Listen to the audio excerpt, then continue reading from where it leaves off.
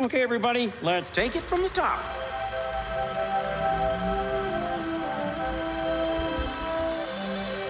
To all who come to this happy place, welcome.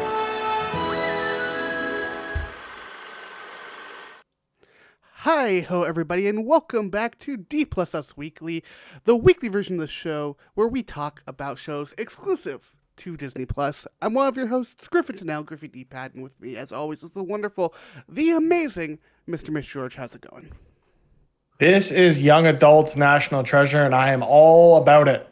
First and foremost, before we jump in, sorry for taking last week off. It was that week between New Year's and Christmas. We needed a break. It was the holidays. I had one day where I got to do nothing. Every other day there was stuff going on, so I didn't watch the episodes until this week. I work on a live service project. I worked every day, but I still was trying to stay away from my computer as much as possible during that week. So we're back. We're going to talk about both episodes 4 and 5 today. We're hanging out. We're having a good time. Before we jump into the stuff, though, here's the general rigmarole. Hey, if you like our content, please follow us and give us that subscription on YouTube. Come check us out. We're trying to build our numbers over here, making a bunch of fun stuff. A lot of fun plans in the works right now for pretty much anything and everything we want to make. You can also follow us on TikTok. All of that's going to be in the link in the description, or just find us at D Plus Us. Yeah, it's really easy. We're D Plus Us everywhere now. It's really nice to have like one consistent thing that doesn't have a massive brand name in it. It helps for sure. The other thing to note as a bit of housekeeping, yes, we know Bad Batch Season 2 is going on right now. No, we will not be doing that weekly because we don't want to kill ourselves over that. So do expect an episode on the entirety of the season once it wraps up, especially since we'll get a couple of weeks off between this and the start of Mandalorian Season 3. So never a dull moment. So yeah, expect Bad Batch when that wraps up. Assets just for Mandalorian. Maybe yes, maybe no. You'll have to wait and see. Will Mitch be annoyed with me when I send him another zip file full of assets? I cannot wait. No, we're talking about National Treasure, Edge of History. We are on episodes 4 and 5 this week. Episode 4, Charlotte, in a clue-solving slump, Jess and Riley Poole, that Riley Poole, are put to the test when caught in a deadly trap. And episode 5, Bad Romance, Jess and Tasha hunt for the spy in their midst while plotting a caper at the governor's ball.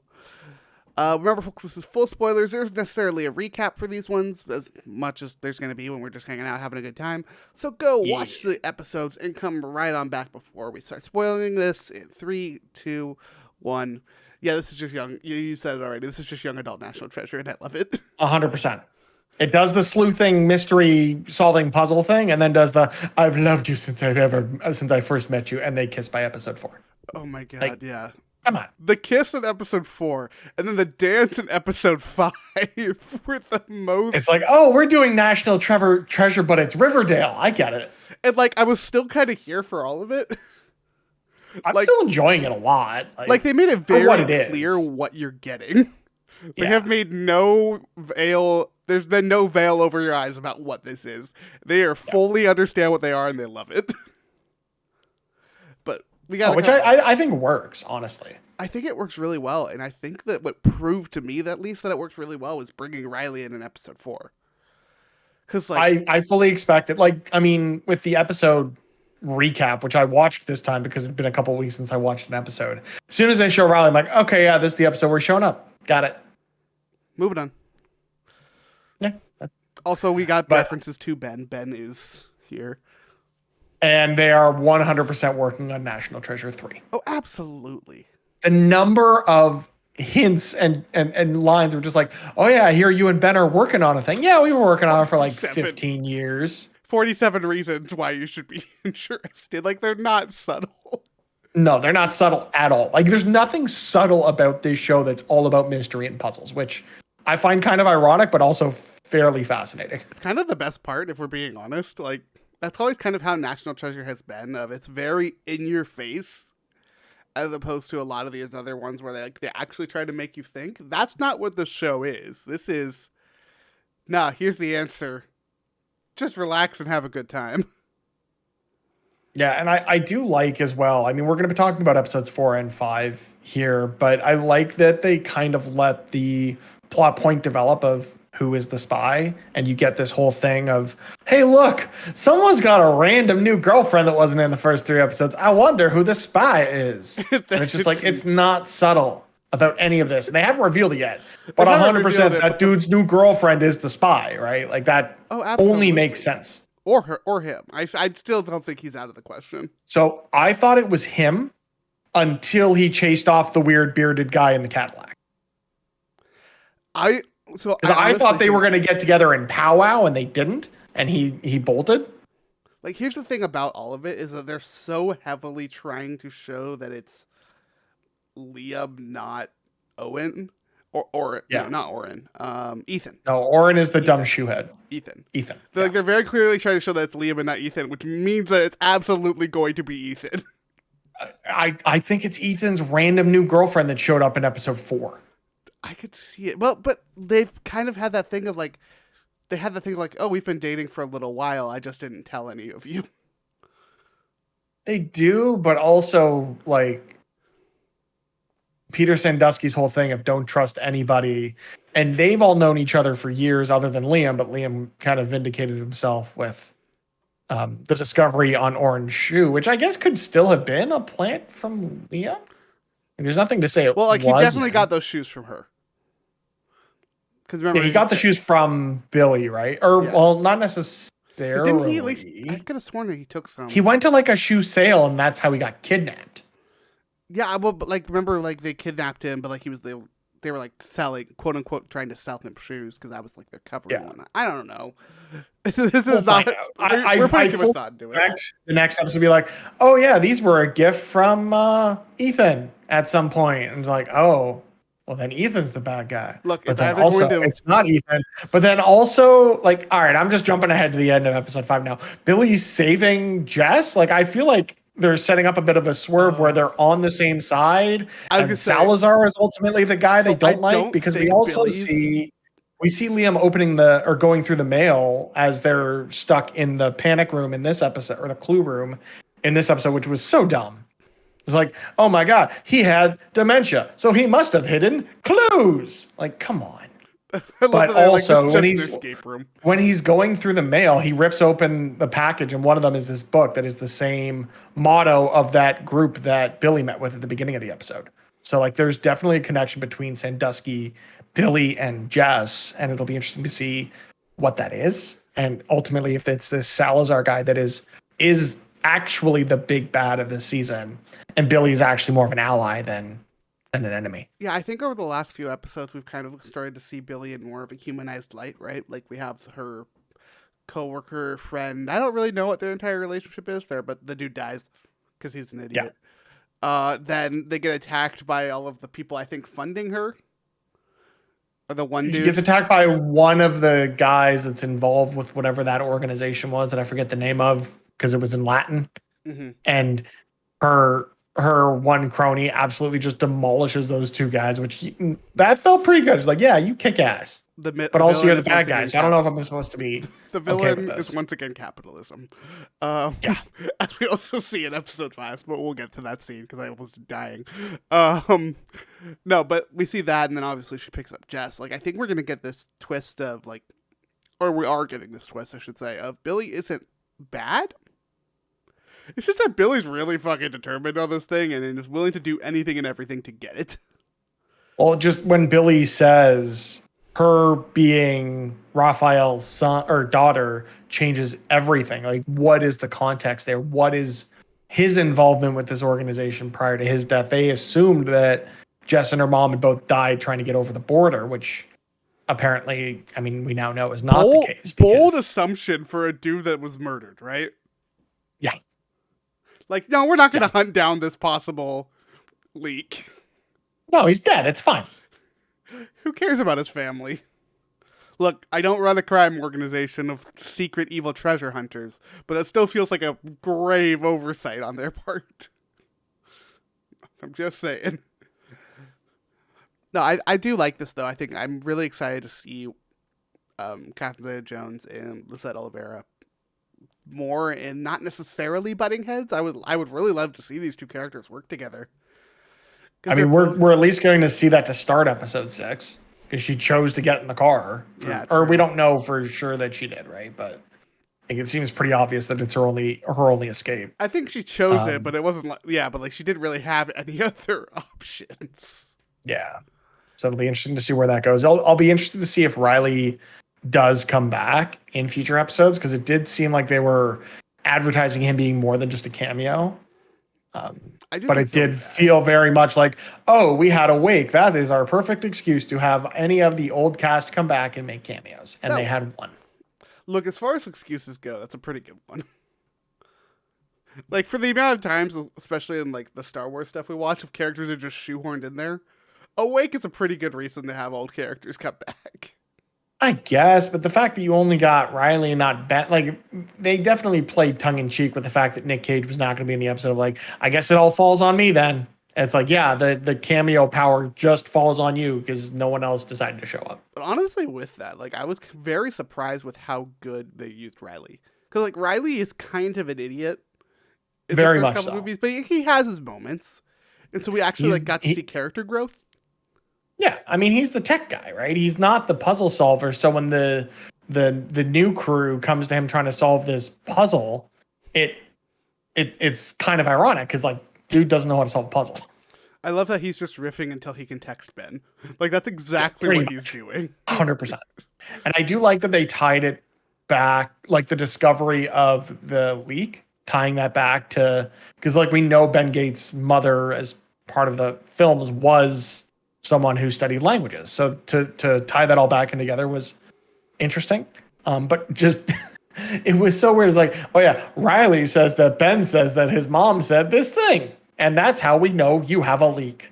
Just, it's so Riverdale in kind of a weird way. It's Riverdale Not in a the best good way or a bad possible way, just weird. Yeah.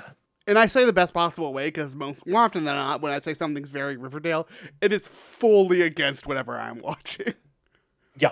And I love Riverdale, folks. I will be honest that it is the height of horrible drama television, but I can't stop watching it.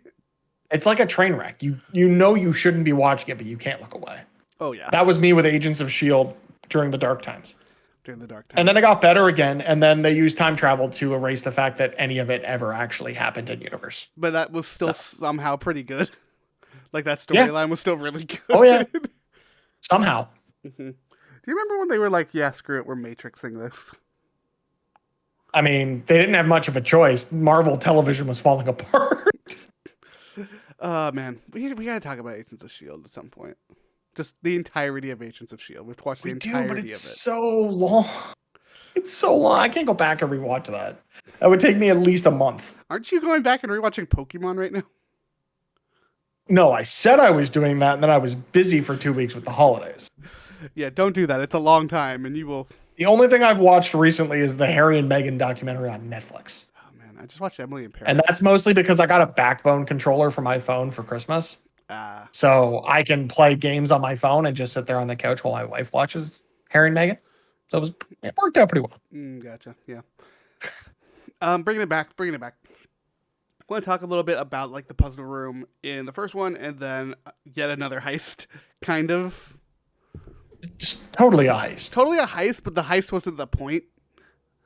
In episode 5, I do actually like. I think the setup was dumb for the clear room, but it was still really fun. Yeah, and really clever. Like, I think that's what this show is doing such a good job of. Is look, we recognize that this is a stupid scenario, but we're gonna make sure you have a good time. We're gonna lean into it so much so that you at least enjoy yourself, even though it's absolutely bonkers. Not to mention just Riley seeing the spectacles and being like, "Oh my god!" Like, yeah, of course that was the catalyst for them almost being murdered by a panic room. But like, of course that's his first instinct, right? Like, he's the one. Yeah. They were the ones that found those. I mean, yeah, he also did stupid stuff in those movies to set off alarms when he absolutely shouldn't have. he had to do it at least once in the show. Unfortunately.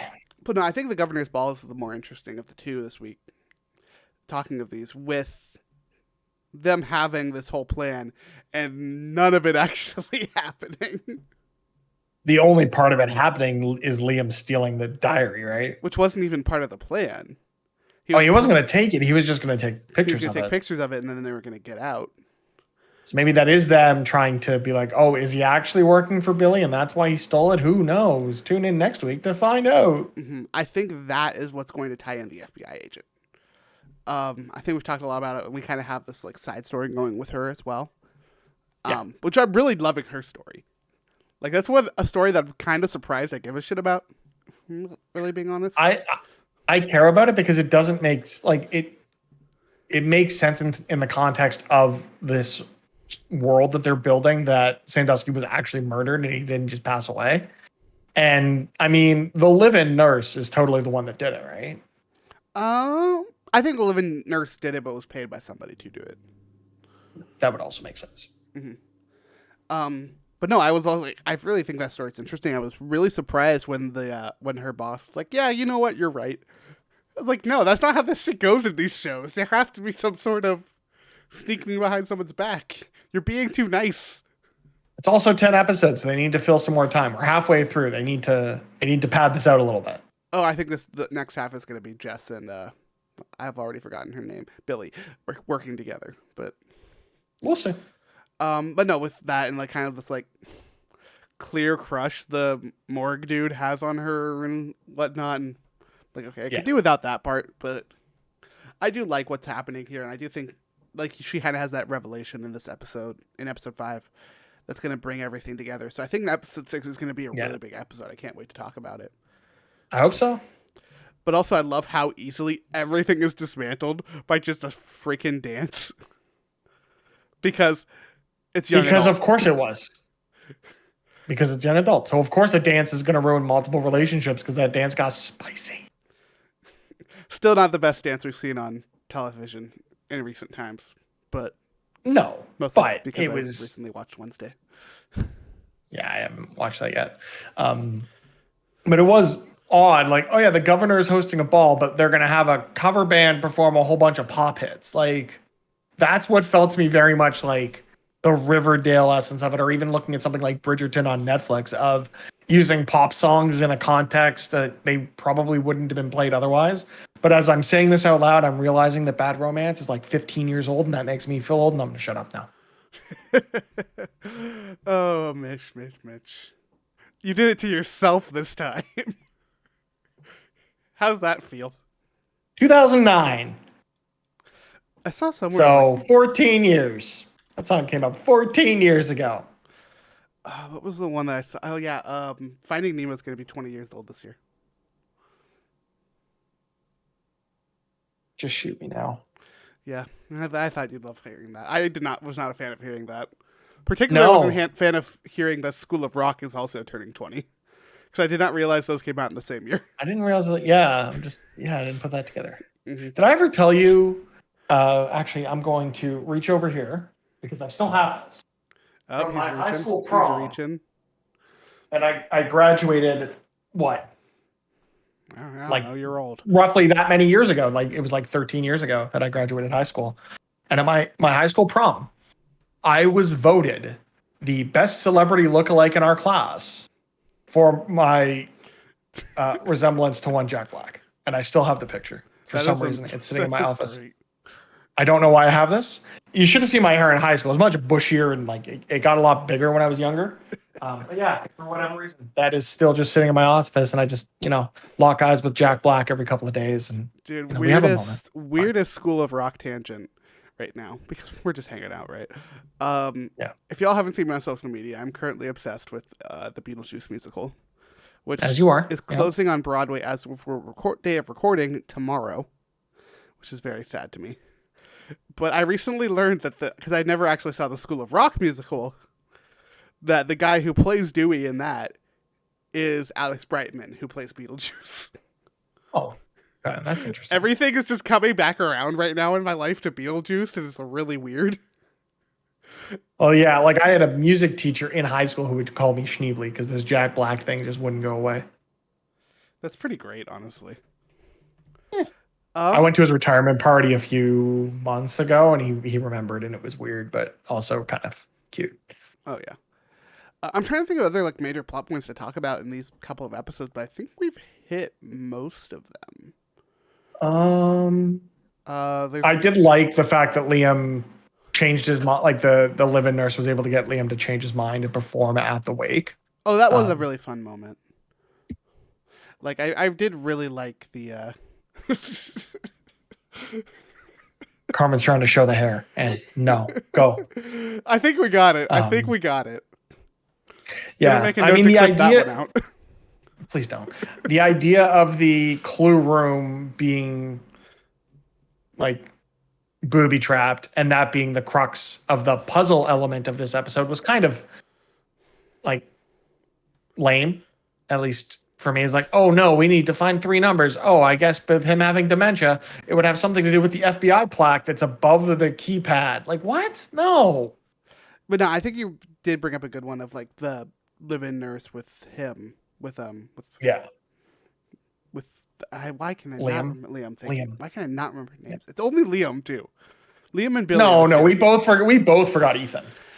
No, I just mixed Ethan up with Oren, which honestly is not the worst thing in the world. But no, I did think that moment was really sweet. And then when he comes out, him actually performing the song was so good. Like I love that they're bringing his music into it. Yeah, and also like his mom realizing of like, oh shit, you're not like just like some idiot playing a guitar that wants to do it. No, you're actually good and can do it. Yeah. I mean, we also get that moment in episode 5 when they don't when they are immediately apprehensive of Liam, and Tasha illegally fishes him to get his banking information and illegally accesses his bank account to know that he got this $50,000 deposit in it. I'm just like, oh yeah, they're kids and they're stupid and they're also breaking the law a lot. Also, the funniest thing to me, this was just something that was like highly relatable, was seeing exactly how much money was in his bank account before he got that money. $19. Well, he only had like $1,000. Like that was like a reasonable amount for this dude to have. I was like, oh, that's great. I love this. This is relatable. Says as was checking this morning to see if Frank got taken out of my account. I think another interesting thing too is seeing Billy always being a step or two behind Jess and company is pretty fun. She was very much dead set on the Malinche aspect that Jess got into and then was almost immediately dismissed by that professor, and spends a lot of money on a fake journal. But it's just fun to see like the dichotomy of character between the two of them, because you can tell Billy is as motivated to find this treasure as Liam and Jess are. That's probably where they'll end up, finding common ground and working together and realizing that Salazar is actually the big bad of the season. But it was interesting as well to see that she eventually just comes to the same conclusion, and it didn't take much for her to solve the puzzle of it's like as soon as they knew they were going to the governor's ball, it's Lewis and Clark, and she was right there. Right? And like it just shows the wit and the cunning of the character and how it adds credence to her as a villain. So it'll ultimately make that turn that much more satisfying to the viewer. I hope that now we got this power on your side as opposed to trying to fight against it, and it less of that one-upping each other and having a common shared interest that will ultimately lead to treasure that she'll then double cross them again to try to get the treasure for herself, and there will be a whole thing just like in the movies because that's what they do. Yeah, well, I mean, they did that in that moment when they showed like Billy figure that out, and like she had the exact same conversation with them that Jess had with her friends of, it's not tail, AIL, it's ALE, and like they're kind of very much clearly setting up of like the only one who's on the same level of Jess with figuring this kind of stuff out is Billy. And also Ben, but Ben doesn't fucking matter. But he will, because there will be a National Treasure 3, and he will show up in the second season of this, which will act as like a backdoor pilot to the fact that the third movie is happening. Oh yeah, that would be honestly, I would love it if we just got an entire like season 2 that's setting up a movie. That'd be a very interesting way of going about things. But hell, forget about it. Don't even do a movie. Just have season 2 of this be what National Treasure 3 would have been, and have it be Nick Cage and Jess's crew. I was gonna say, just make it National Treasure 47 pages or whatever it's gonna be called. Yeah, whatever it's gonna be called. Yeah, I think I really do like the story that they're setting up between these two, though. Like, it's really interesting to me. There is one thing I really didn't like, and I messaged you about this as well. How does nobody on this show know how to pronounce Newfoundland? It's not Newfoundland. It's Newfoundland. What my response to you though? It's like, yeah, clearly this single word is said as 3 separate words. As soon as we got the clue in episode 3 of it being Newfoundland, I'm like, it's Newfoundland. Like, it's not. Yeah. Yeah, I honestly expected them to go to Canada, which disappointed that didn't happen because, Newfoundland is apparently supposed to be a lot of fun. I don't know. I've never been. I'm going in the summer. You say that like this entire story is not centered around Central America. Yeah, but also Newfoundland was one of the landing points for early North American settlers. A lot of people like to talk about, the French and English when they settled in the northeastern United States and southern Ontario area, the Quebec area. Like, it was mostly the French and the English. They came down St. Lawrence and they settled along the riverbank. But some of the first settlers in North America were on the East Coast, and Newfoundland is the easternmost, or technically, I think I think Newfoundland is technically the easternmost province, but Prince Edward Island is also out there. Eastern Canada is a whole other animal, and I've never been, and I'm going this summer, and I'm very excited. So yeah, really the only Canada I know is still Vancouver. So you gotta get to Toronto at some point. I'll come eventually. I keep saying. I know. It's just so much effort when I could just go to New York and go to shows instead. We have shows here. Yeah, but I was actually just looking up what was opening this season. Don't mind that, video watchers. I accidentally just hit our cameras because I'm just clicking around as we talk. Why you do it in separate windows? Because I'm not smart. Hadestown is opening. Yeah, you've already tried to bribe me with that one. Like, hey, Hamilton's still here. Honestly, I don't care about Hamilton anymore. Yeah, I was That's a show that really came and went. They canceled my tickets. I had tickets to go in April 2020, and the show got canceled for very obvious reasons. For very good reasons, yeah. Nah, but we are now going in May, and I'm kind of excited. Ah, there you go. You got anything else about National Treasure you want to talk about before we wrap this baby up? Not specifically National Treasure, but we did get a trailer this week for another Nicolas Cage joint, which you need to go and watch. And I forget the name of the movie, but it's basically he's Dracula and Nicholas Hoult plays his familiar, and it looks hilarious. Renfrew or Renfirth or something like that. Renfield. Yes, Renfield. Yeah, go check. So go and watch that trailer. It looks hilarious. We will watch that movie when it comes out. We will not talk about it because I'm pretty sure it's not Disney or Disney. So it is Universal. Definitely not talking about it when it comes out. Although The Menu just dropped on Disney Plus because that's Fox Searchlight. So yes, my favorite brand of movie: bad things happening to rich people. Yeah. Well, that was the other thing I wanted. That was the other thing. I was going to say that was in the show too. Yeah, like we have that whole thing of taking Tasha to this fundraiser. Like, she should not be there. She hates this. Dude, that was like, all right, we need a distraction. Down with government. Okay, it's a distraction. Watching her squirm the entire way through that governor's ball, and watching her just let her just unload everything. And watching the dude be wildly uncomfortable because of it was so funny to me. It's just A+ of like using this character to such a great level. Fantastic. Did you know that Renfield was a pitch from Robert Kirkman to Universal after the Dark Universe stuff all floundered? Huh.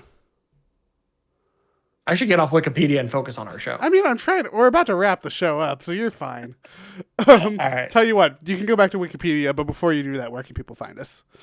We are all over the place at D+Us, Twitter, Instagram, maybe, I don't even know, TikTok, YouTube. Go to YouTube, please. We really do need those likes, comments. Anything you can do to engage with the content there means so much to us right now, specifically. So if you can, the link is in the description. If you're listening to this, which if you're listening to it, thank you. You're one of the OGs. You've been with us forever, I hope. And if not, go back and listen to some episodes. But do head over to YouTube and click those buttons because it really does mean a lot, especially for something small and new and getting started like that. Griffin is everywhere at GriffyDpad. That's GriffidPad. And I am all over the internet at Mr. Mitch George. Links at MitchGeorge.com. Yeah, go check out our stuff as the reminder. Like, yeah, YouTube is our big push right now. It's going to be our big push for a while. We're going to try to put up some more stuff. I know we have plans in the works. I want to start making video essays, but those take forever and a day to make. So when will you ever actually see one? Like I said, they take forever and a day to make. So to be determined. We got ideas for some fun stuff. There's Disney Legos. Disney is teasing another Lego castle, so maybe you'll see some Lego building at some point, or us reacting to announcements of new things. Trailer reacts will probably be a thing at some point. We're excited to build out the content more with you. So whatever you would want to see from us, please let us know in the comments or reach out to us in DMs or on Discords that we're in, because we share a lot of Discords with a lot of people. Please just talk to us. We want to hear from you. We want you to come on the show and hang out with us. We do plan on doing an episode in the not too distant future on Strange World. This is your 75th PSA from us to go watch Strange World.